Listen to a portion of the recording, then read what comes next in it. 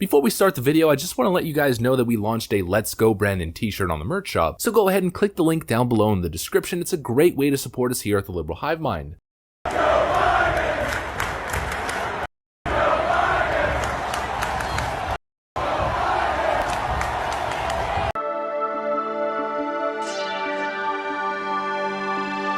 Hey guys, welcome to the Liberal Hive Mind, a channel solely focused on exposing the abundant hypocrisy of the left. You guys know that I just absolutely love finding little video gems, little snippets from the past that highlight the hypocrisy and absurdity of current day Democrat politics. Just last month we uncovered a 6-year video of Jen Psaki. The month before that we got a 4-year-old clip of Donald Trump, which absolutely obliterated the Democrat narrative that somehow the disastrous withdrawal of Afghanistan was the orange man's fault. Well, now we have a very similar clip, except this time it's not Donald Trump being vindicated as much as it's Joe Biden looking like a total hypocrite, a liar, and of course, as expected, a man who has completely lost touch with reality. So let's play a game of flashback, a little game of that didn't age well. Let's call out the lies and the hypocrisy, and most importantly, let's bring the receipts. So of course I got some stuff to show you guys, but before we get into any of it, please make sure to leave a like, comment, subscribe, share the video as much as possible. We are still shadow banned by the YouTube algorithm, hidden from non-subscribed viewers. And with that out of the way, let's roll the tape. Alright folks, so I wasn't kidding when I said we have the receipts. So following the disastrous pullout of Afghanistan, Joe Biden did an interview with George Stephanopoulos where he said this. So no one told, your military advisors did not tell you, no, we should just keep 2,500 troops. It's been a stable situation for the last several years. We can do that. We can continue to do that.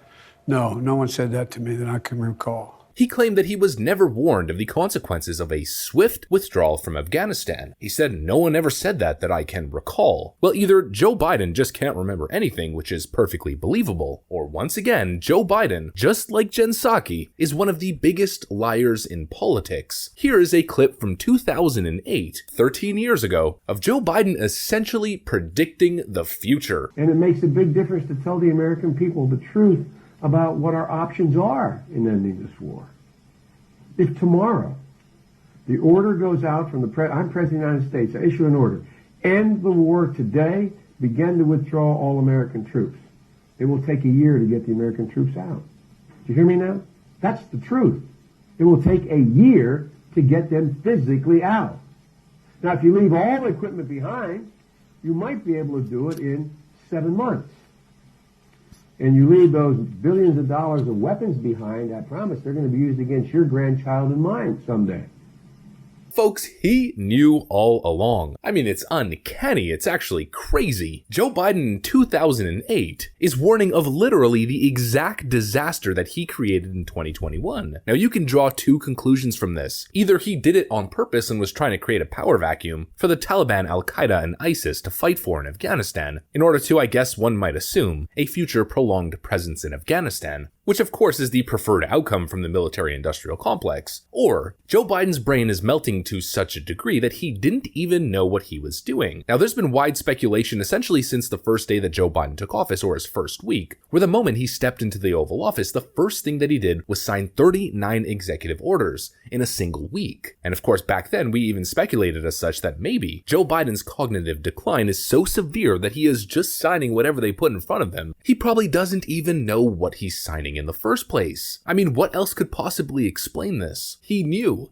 And not only did he know, he knew back in 2008. He knew 13 years ago that this was a bad idea. But it seems as though keeping up his track record as being on the wrong side of every major foreign policy decision in modern day politics is his number one priority. I mean, it's official. It adds more validity to the statement that I've been making since the start. The 13 US service members who lost their lives at the Kabul airport on that tragic day, well, the blood is on Joe Biden's hands. It was his fault. No matter how many times they try to blame Donald Trump, there is no longer an argument to be made. There never really was in the first place, but now it's official. You just show this clip to anyone, and the argument is finished. There was no reason whatsoever to abandon billions of dollars of munitions, strategic American bases, and of course, most important of all, tens of thousands upon thousands of Americans and Afghani civilians who were put directly in harm's way. And so the questions continue. Is Joe Biden of sound mind? Based on polling data, the majority of the American populace does not believe so. And of course, based on the clip that I just showed you guys, if you put that in contrast with Joe Biden today, there is no comparison. There are clear signs of cognitive decline decline. How is Joe Biden to lead a nation if he doesn't even know what's going on? Case in point, the most recent debacle that we've been covering of $450,000 reparations payments to illegal migrants who were separated from their families after illegal entry across the southern border. Well, the exact same question surfaces. Either Joe Biden has absolutely no idea what's going on in his own administration, or Joe Biden is a political snake and a flat-out liar. As you were leaving for your overseas trip, there were reports that were surfacing that your administration is planning to pay illegal immigrants who are separated from their families at the border up to $450,000 each, possibly $1 million per family. Do you think that that might incentivize more people to come over illegally? If you guys keep sending that garbage out, yeah, but it's not true. So this is a garbage report. Yeah. Okay. So $450,000 per person. Is that what you're saying? that was separated from a family member at the border under the last administration. That's not going to happen. Okay. He says, why are you putting out garbage like that out there? He hasn't heard of any policy of the sort. Well, I find that interesting considering literally the next day, a White House spokesperson essentially confirms that in fact, there are in fact plans to pay $450,000 to illegal migrants who were separated from their families. Sending that garbage out, yeah, but it's not true. So this is a garbage report. Yeah. The president is perfectly comfortable with the Department of Justice settling with the individuals and families who are currently in litigation with the U.S. government. Joe Biden has no idea what his own administration is up to. I mean, another example just from the other week when he did the town hall on CNN. Joe Biden claims that he vows to protect Taiwan from Beijing influence and Beijing threats to their sovereignty. He said that live on air on TV on CNN. And then immediately his cabinet members and his aides take to Twitter to say, actually, no, that's not the case. It's a never-ending stream of evidence that points in one direction. Joe Biden is not the current president of the United States. He is merely a political prop, an empty shell of a former man that is being controlled by the globalist elite. There is no other way to explain it. I mean, it seems almost as if Joe Biden's policy decisions have one intent and one intent only: sabotage. Who is benefiting during Joe Biden's presidency? The big banks, big corporations, big tech, OPEC and big oil, and of course the warmongers. And you can tell this just by simple comparison. Joe Biden in 2021, essentially opening the border. I would in fact make sure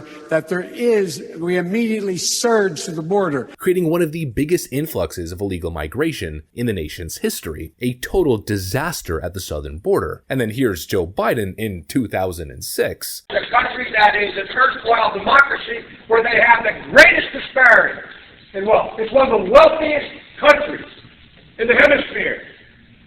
And because of a corrupt system that exists in Mexico, there is the 1% of the population at the top, a very small middle class, and the rest is abject poverty. Folks, I voted for a fence. I voted, unlike most Democrats, and some of you won't like it, I voted for 700-mile fence. But let me tell you, we can build a fence 40 stories high. Unless you change the dynamic in Mexico, and you will not like this, and punish American employers who knowingly violate the law when in fact they hire illegals. You're starting to see the difference? Joe Biden in 2021. I would in fact make sure that we immediately surge to the border. And Joe Biden in 2006, essentially sounding like this. We're building a beautiful wall, a big one that really works, that you can't get over, you can't get under. As I stated before, Joe Biden is a shell of his former self, and that is exactly why the Democrat establishment and the globalist elites were salivating at the idea, the concept of helping this geriatric incompetent old man, 1% Joe, achieve his lifelong goal of becoming president, except of course it came with a caveat that he wouldn't actually be president, but rather a puppet. That's what I got for you guys though. If you enjoyed this video, please make sure to leave a like, a comment, subscribe, share it as much as possible. We're still shadow banned by the YouTube algorithm. I gotta get back to work though. Thanks for watching, and I'll see you on the next one.